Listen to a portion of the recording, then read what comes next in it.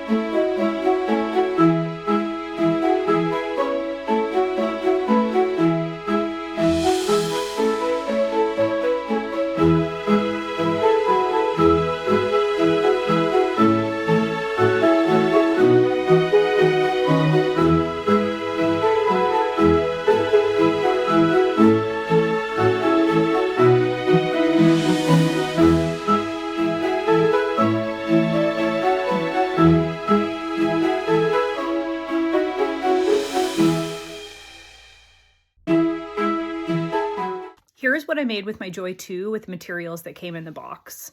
So I call it nesting bows. It's on my Design Space profile if you want to try it. And the actual glass tumbler I found for $1 at Mission Mart because I do like to do the odd thrifting here and there. So hope you like this. I think it's a sweet little machine, great for travel. If you're unsure of where to start with Cricut, I think that this is a great option because you're not investing a ton of money.